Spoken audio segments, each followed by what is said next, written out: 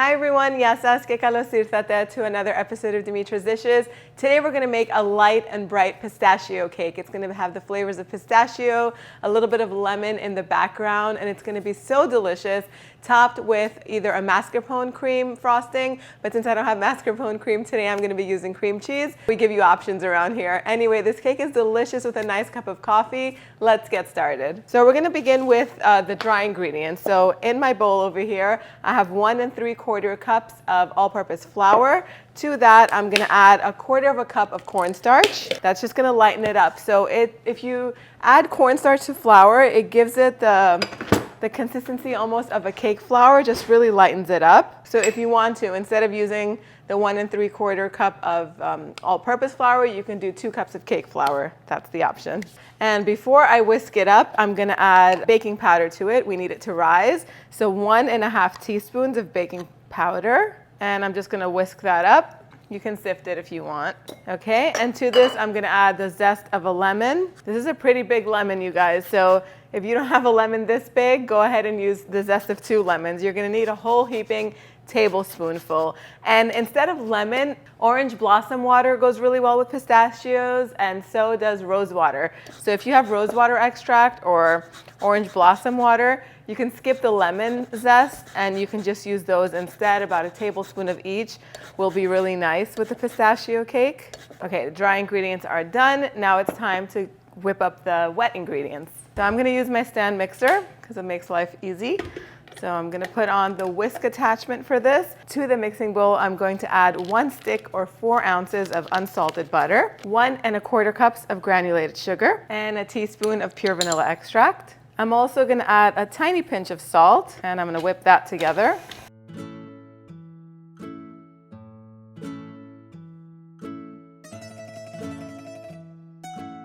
And it's a little crumbly. It can whip a little longer and it'll cream up, but I'm going to add 1/4 cup of vegetable oil. I like to use a light olive oil because I like to stay away from processed vegetable oils, but you could use your favorite vegetable oil for this, whatever you like, whatever you have. It's going to add lots of moisture to the cake. And of course you can use all olive oil to make this. A light olive oil again is best because the cold press extra virgin high quality olive oil is going to make the cake kind of heavy, so we're not using that here. But we do add the stick of butter because butter adds flavor, so I'm leaving it up to you again. And I'm going to whisk this up until it's nice and fluffy. So while that's going, I'm just going to juice this lemon. And I'm just going to use the bowl that the sugar was in, so there's one less thing to wash. You need about 1/4 cup, so if you have a nice juicy lemon, 1 lemon will do. Now I'm going to add 3 eggs. You want them to be at room temperature.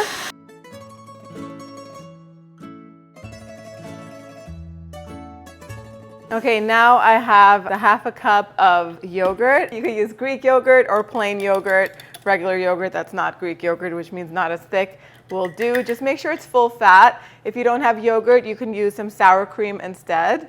And I'm also going to add the lemon juice. And don't worry, once it starts to mix, it's going to look like it's separating and it's curdling. No big deal. Once the flour goes in, everything is going to smooth out again and come together. And now with the mixer running on low, I'm going to add the flour in a few batches.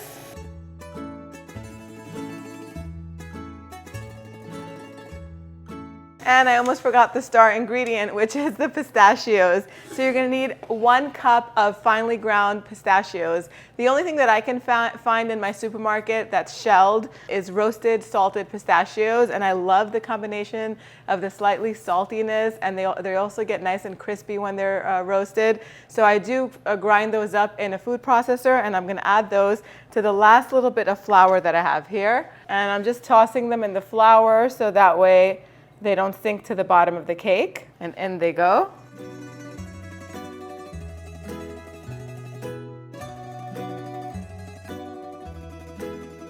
And that's it. You never want to overmix cake batter, otherwise it's not going to be nice and light.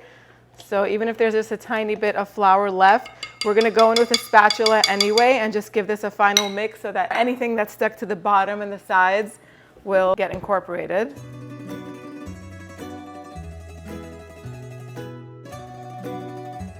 I have a 9-inch round springform pan, but you can use Any 9-inch round pan, it will work for this recipe. I'm just gonna spray it with some baking spray.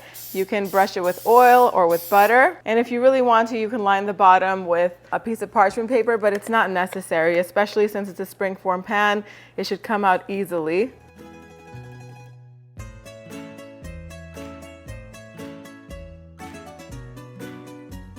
Get everything nice and smooth.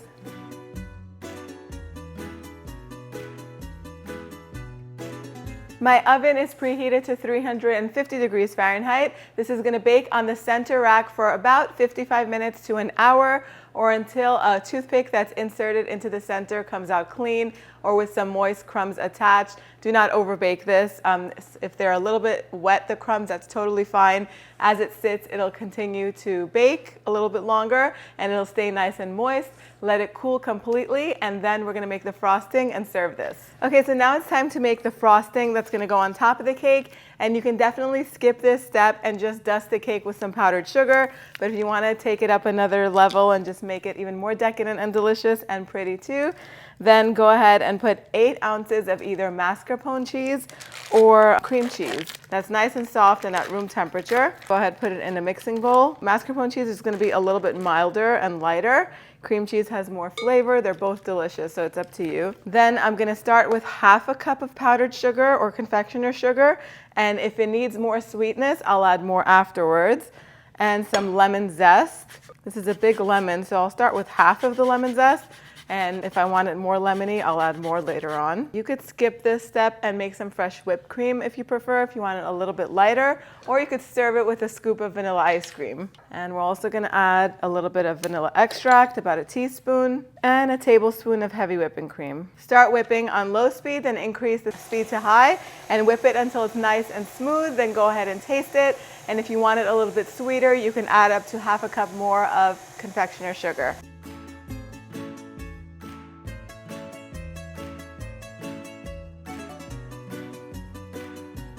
Of course, I'm gonna add a little bit more sugar, maybe not a whole half cup, but a quarter cup. And then I'm gonna whisk it up really good until it's nice and smooth. Okay, so I'm gonna pipe the frosting on top of the cake with a pastry bag that's been fitted with the star attachment. The links to this will be on the blog post, so you can get them, but you can get them on Amazon or in any store that sells decorating supplies. You don't have to decorate the top of the cake like this. You can just dollop the cream on top. That would be perfectly fine. And then put some raspberries on top of that. I think that would look really pretty. I just like to squeeze out some stars on top of the cake, just like that, just really simple. All around, and then I'm gonna fill in the center too.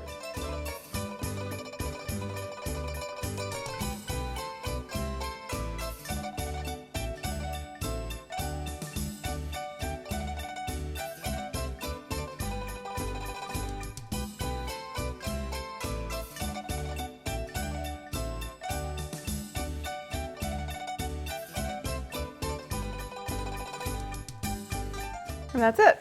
There you have it. If there are any little empty spaces, you could go back in and just pipe some more little stars.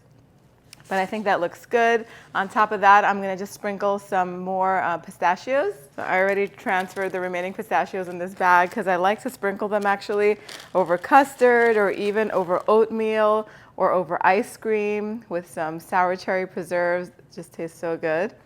But I'm gonna put some on top of this cake so everyone knows what's in it. If you want to, you could also zest a little bit more lemon zest and put it on top, or even some lemon slices. You could put some berries on top of it, but I think it looks just perfect the way it is. Just gonna pour some Greek coffee, and then it's ready to serve. All right, so time for the best part of making these videos, the taste test.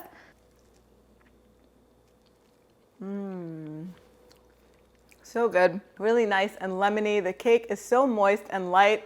That olive oil really does make a huge difference. It does lighten the cake because butter does make it a little bit more dense, but it also gives it that flavor, so you don't want to leave that out. One little tip that must be said.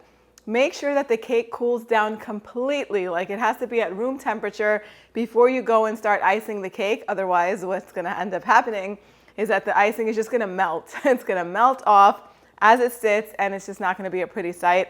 You've gone through all the work and you put in all the effort to make everything. It should look as pretty as possible, so that way, you feel good about it. You spent all that time. You don't want to mess it up by rushing. So if you want to rush in a good way, you can stick this in the freezer for about 30 minutes and it'll speed up the cooling process. That's a tip, but do not ice it until it's completely cooled down. Anyway, make some coffee. This is so delicious. The pistachios in it taste so fresh. They go together so well with the lemon. The cream cheese icing on top is, like they say, the icing on the cake. So good. The exact measurements are on the website, www.dimitrasdishes.com. Of course, you can make this ahead of time and freeze the whole cake.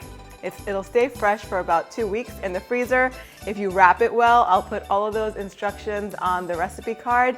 Again, everything is on the blog. Let me know what you want to learn how to make next in the comment section down below. Thank you guys so much for spending time with me today. And if you want to learn how to make Greek coffee, click over here and I'll see you right over there. Yes, yes.